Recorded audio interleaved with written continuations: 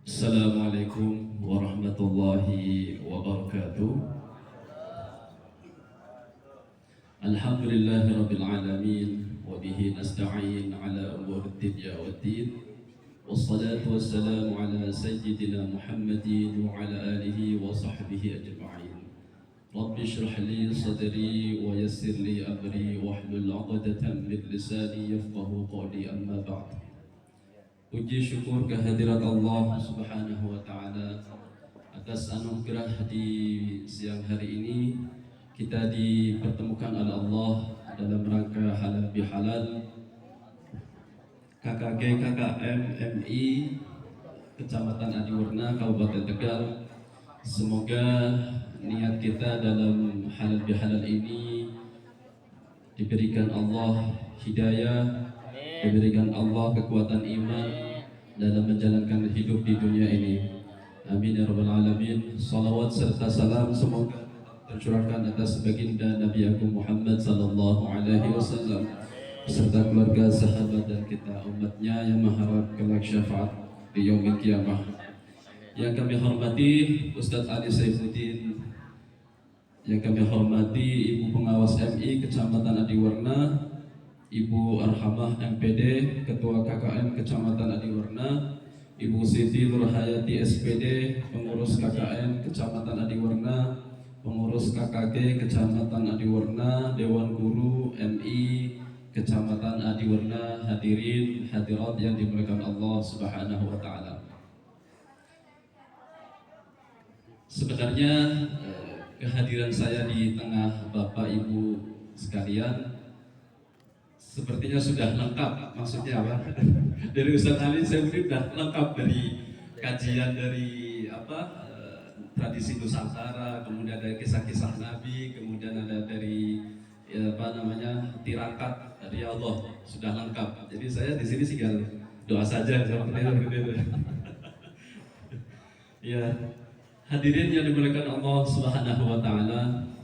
Alhamdulillah pada hari Kamis kemarin dari Dubai, waktu Dubai dari pukul kurang lebih jam 5 pagi ya. Kemudian transit di Brunei 17 jam. Kebetulan ada saudara kami rihlah perjalanan tafakur gitu ya. Kemudian lanjut ke Tegal, alhamdulillah bisa menghadiri acara sakral adinda kami pernikahan, dan sekalian juga sowan ke kedua orang tua kami. Sebenarnya saya sudah kode ke abang saya atau mas saya, Mas Wahidin, Mas nanti ketika saya pulang diam-diam aja ya biar gak usah ngisi pengajian kemana-mana gitu, karena pengen liburan gitu. Tapi karena kemarin ibu-ibu, kepala sekolah dan guru-guru ada berapa orang pas di rumah, nanti bisa ngisi, aduh gimana ya, sebenarnya gak enak juga gitu ya, jadi langsung ditodong sama ibu-ibu gitu. Ya udah Bu, nanti saya pertimbangkan, saya pikir-pikir dulu gitu ya, saya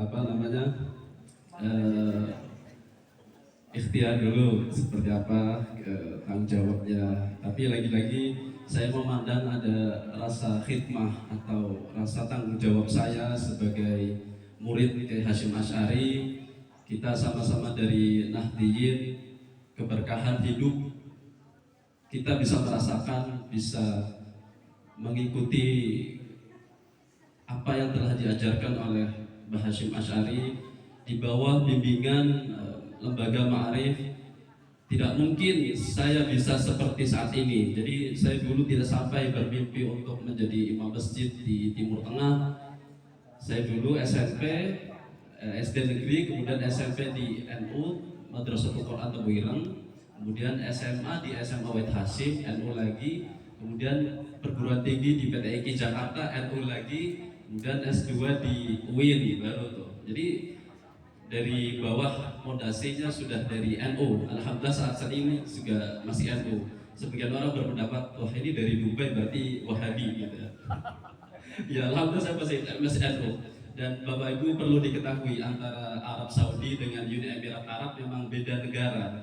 Saya kemarin di WhatsApp, antum di mana? Dari Mekah, Jawa, dekat? Oh sangat jauh Ustaz gitu ya. Mekah mana, Dubai mana gitu. Mekah itu Saudi Arabia, Dubai itu Uni Emirat Arab. Jadi Dubai itu nama kotanya lebih terkenal dibanding nama negaranya. Ibu kotanya Abu Dhabi, kemudian kota bisnisnya Dubai, nama negaranya Uni Emirat Arab. Ya, jadi masih bingung Dubai mana, Mekah mana gitu. Jadi beda negara. Kalau perjalanan darat kurang lebih 24 jam. Jadi bapak ibu-ibu yang sudah pernah haji atau umroh mungkin ada dan kita break sejenak.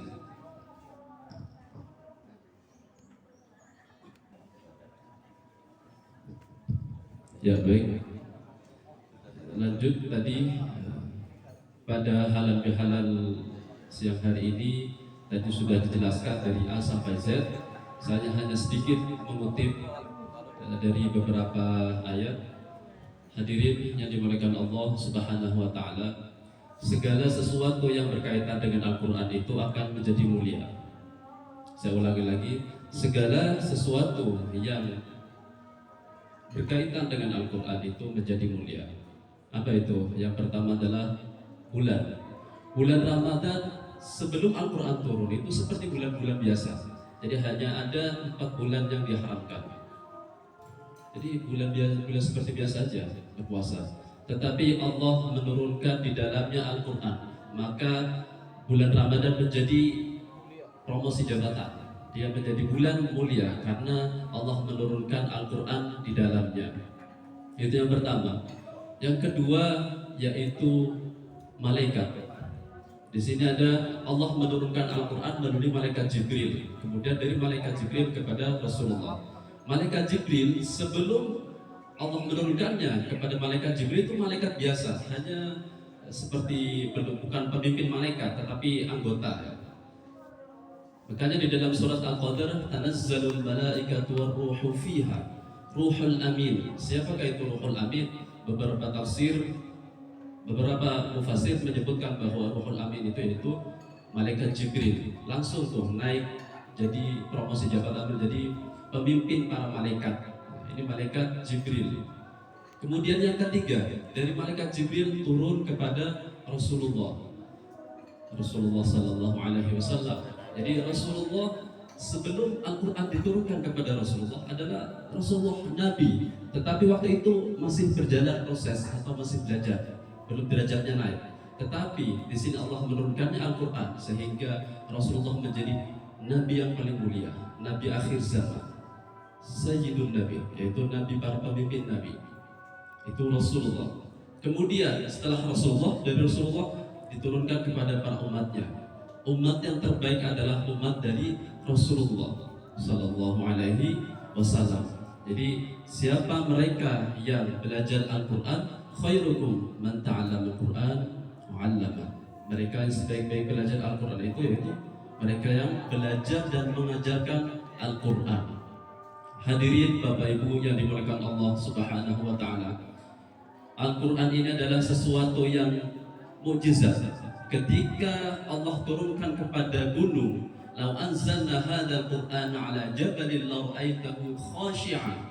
Maka gunung tidak mampu. Jabalin la ra'aitahu khashi'an, dia takut. Tapi ketika Allah menurunkan kepada hamba-Nya yang siap untuk menerima, menghafal, mempelajari dan mengajarkan Al-Qur'annya, maka orang atau hamba tersebut itu menjadi mulia. Allah naikkan derajatnya. Disinilah pentingnya Al-Qur'an.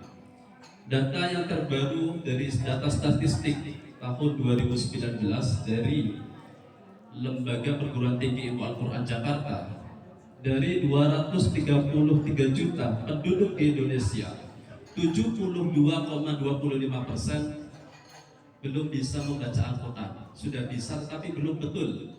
65% tidak bisa membaca Al-Quran. Nah, ini data yang sangat memprihatinkan. Dan ini tugas kita semua.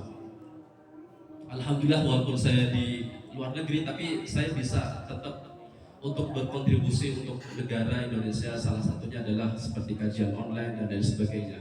Karena saya menjadi tanggung jawab untuk negeri Indonesia. Jadi 65% itu tidak bisa baca Al-Quran. Artinya apa? Buta aksara Al-Quran. 72,25% belum bisa baca Al-Quran dengan baik. Nah, ini sangat memprihatinkan. Ini tugas kita semua, Bapak, Ibu guru semua, bahwa negara Indonesia, negara Muslim terbesar di dunia. Saya kalau sama orang Arab di sana, mereka salut dengan Indonesia. Kenapa? Karena Indonesia Muslimnya terbesar di dunia. Bahkan mereka sangat memuji orang-orang Indonesia. Dulu sebelum imam-imam Indonesia datang di negeri Arab, terutama di Uni Emirat Arab, jadi ada beberapa negara saat ini yang imam dari Indonesia, dari negara Qatar, kemudian kemarin sempat saya ke Brunei juga beberapa ada imam dari Indonesia juga, dan yang lagi terbaru yaitu di Uni Emirat Arab. Jadi mohon maaf, Indonesia di mata orang Arab itu kesannya agak miring ya. Kenapa? Karena kita mengirimkan tenaga pekerja domestik. Ya sebenarnya sah-sah saja, silahkan. Tetapi image atau mata bangsa Indonesia itu di masyarakat Arab sangat rendah. Tetapi kemudian pemerintah waktu itu Presiden Joko Widodo kerjasama dengan kementerian, sekarang itu presidennya Syekh Muhammad bin Zayed atau ABZ, kerjasama untuk imam Indonesia untuk bisa ke Uni Emirat Arab, kerjasama dari Kementerian Agama dengan Kementerian Wakaf Abu Dhabi. Nah setelah ini baru tuh, jadi saat ini ada kurang lebih 70 imam Indonesia di Uni Emirat Arab. Di kota kecil kami itu ada 7, ada 11. Sebelumnya Indonesia dibaca hanya dipandang sebelah mata, karena mohon maaf mereka biasanya ada TKW atau pekerja kasar atau yang lain sebagainya. Tapi setelah Indonesia masuk di situ, baru tuh sedikit naik brandnya. Oh Indonesia ternyata ada yang ahli Al-Quran, ada yang ahli tafsir, ada yang ahli nuklir, ada yang ahli IT, ada yang ahli burung dara tadi. Ya jadi berbagai semua ahli itu ada di Indonesia. Inilah pentingnya kita musafah atau melihat dunia, bahwa dunia itu luas, wa ardullahi wasi'ah, dan bumi Allah itu luas. Jadi kita kalau bisa keluar dari zona nyaman, apa artinya? Kita cari inovasi-inovasi yang lain. Bapak Ibu hadirin yang dimuliakan Allah, madrasah saat ini sudah semakin di depan. Ada yang terbaik saya baca itu ada Madrasah Insan Cendekia yang di Serpong, itu terbaik pertama di Indonesia, mengalahkan sekolah-sekolah Kristen, Penabur, kemudian ada Pangudi Luhur dan lain sebagainya. Ini Madrasah Insan Cendekia. Mungkin suatu saat bisa program dari ibu sekolah atau guru-guru yang lain studi banding ke Madrasah Insan Cendekia, bagaimana kurikulum dan lain sebagainya, bisa untuk akomodasi kerjasama dan lain sebagainya. Ini cukup cukup menyenangkan ya, madrasah yang terbaik mengalahkan madrasah atau sekolah-sekolah negeri dari non-muslim, ada Pangudi Luhur, kemudian Santa Mari dan lain sebagainya. Justru Madrasah Insan Cendekia madrasah sekolah terbaik yang pertama di Indonesia. Saya waktu itu baca sempat merinding juga. Luar biasa, jadi bangga kita sekolah di madrasah yang notabene itu di bawah Kementerian Agama. Selain dimasukkan dengan iman dan takwa, tapi juga ada ilmu-ilmu pengetahuan yang lain, ada sains dan lain sebagainya. Jadi ini cukup menarik untuk bisa kita renungkan, kita tafakur bagaimana ke depan lebih baik, apalagi di Nahdlatul Ulama. Alhamdulillah di Madrasah MI Rodotul Ta'alim ini juga semakin tahun semakin membaik. Dulu ketika saya sekolah di sini masih lapangan ini, masih belum ada pagar, belum ada bangunan seperti ini, hanya tanah lapang saja. Alhamdulillah saat ini cukup menarik dan suasana keilmuannya semakin dapat. Dan ini penting karena kita sebagai anggota dari Nahdlatul Ulama, khususnya murid dari Mbah Hasyim Asy'ari, mari kita untuk bersungguh-sungguh bahwa ketika kita berkhidmat untuk NU, insya Allah Allah akan menurunkan keberkahan. Bisa jadi bukan dari kita, tetapi dari anak cucu keturunan kita. In tansurullaha yansurkum. Barang siapa yang menolong agama Allah, maka Allah akan menolong kita sendiri. Sebagai penutup, ada salah satu tokoh sufi, Jalaluddin Rumi, beliau mengatakan, jika Anda melihat Al-Quran dengan mata Anda, maka Anda akan melihat lafaz atau kata. Jika Anda melihat Al-Quran dengan pikiran Anda, maka Anda akan menemukan pengetahuan. Jika Anda melihat Al-Quran dengan hati Anda, maka Anda akan menemukan kasih sayang. Jika Anda melihat Al-Quran dengan iman, maka Anda akan menemukan Allah. Jika Anda tidak membuka Al-Quran sama sekali, maka Anda tidak akan menemukan semuanya. Ya. Demikian dari kami, mohon maaf jika ada salah. Akhirul kalam, wassalamualaikum warahmatullahi wabarakatuh. Doa langsung dan Baik, marilah kita berdoa memohon kepada Allah Subhanahu wa taala. Semoga hajat-hajat kita dikabulkan oleh Allah. Baik hajat di dunia maupun hajat di akhirat. Semoga yang sedang kurang sehat Allah sehatkan, dan anak cucu keturunan kita diberikan anak yang saleh dan salihah. Guru-guru kita diberikan kesehatan, dan semoga madrasah ibtidaiyah Allah jadikan madrasah yang terbaik, madrasah percontohan, madrasah unggulan. Dan guru, bapak ibu yang hadir, semoga Allah memberikan kesehatan, keberkahan rizki, keberkahan umur dalam keadaan taat kepada Allah. Ala hadhihi niyyah wa ala kulli niyatin salihah wa la hadratin nabi al-fatihah.